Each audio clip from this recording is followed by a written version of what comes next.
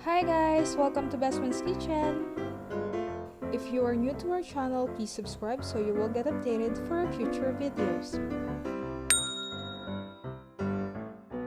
Today, we're going to show you how to make cheesy onion rings.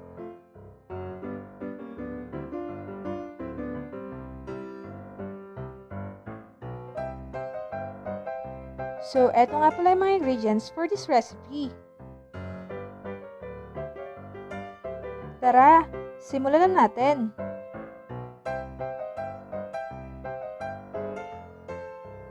Una, ikat lang natin yung onions into rings with at least 1 cm thickness.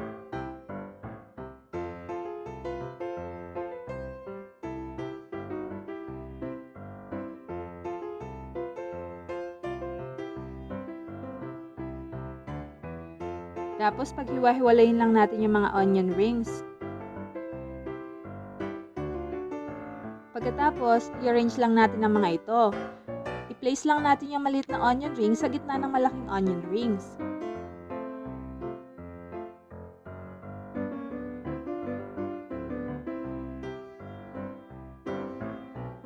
After that, ikat lang natin yung cheese into thin strips.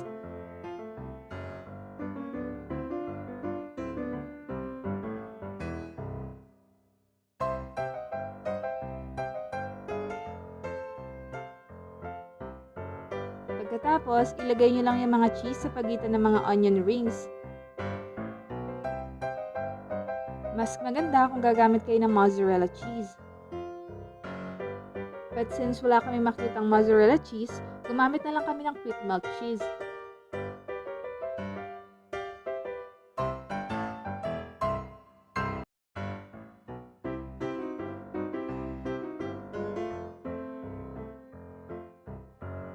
Kapag tapos ng malagyan ng cheese, i-place nyo lang yung onion sa freezer for at least 1 hour.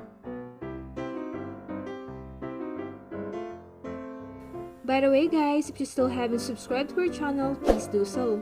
Just click the subscribe button and hit the notification bell. Ngayon, i-prepare naman natin ang breadings. Sa isang mixing bowl, i-combine nyo lang ang breadcrumbs, paprika, salt and pepper.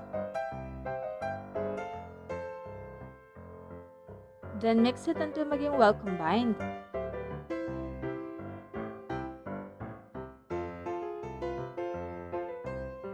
Pagkatapos, sa isang plato, i-prepare nyo lang 1 cup flour.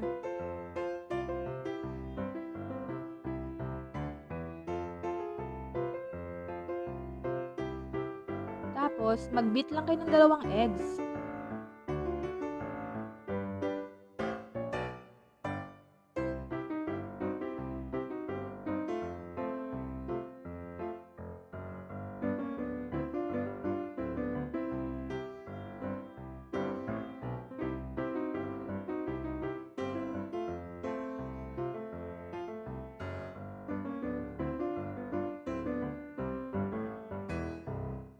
After 1 hour ng onion sa fridge, pwede na natin itong iluto. Una, i-coat nyo lang yung onion sa flour. After that, i-dip nyo ito sa eggs. Tapos, i-roll nyo lang ito sa breadcrumbs mixture. Para kumapal ang breadings, i-dip nyo ulit ito sa eggs.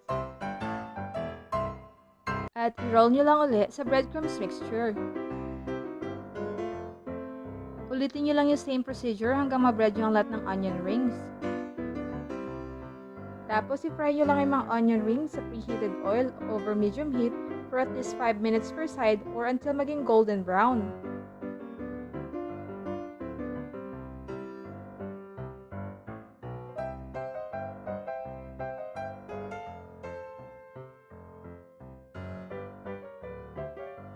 Baliktarin nyo lang yung mga onion rings to make sure na pantay ang pagkakaluto.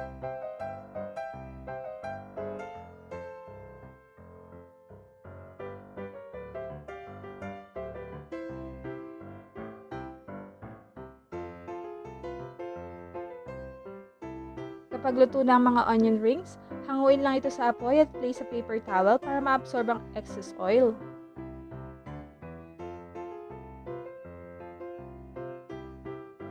So now, ready ng mga onion rings natin. Pwede nyo siyang iserve with ketchup and mayo dip. We hope that you enjoyed this video and please give us a thumbs up.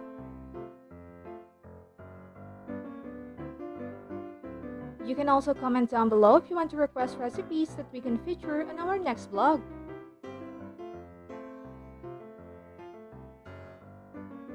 Please also share this video.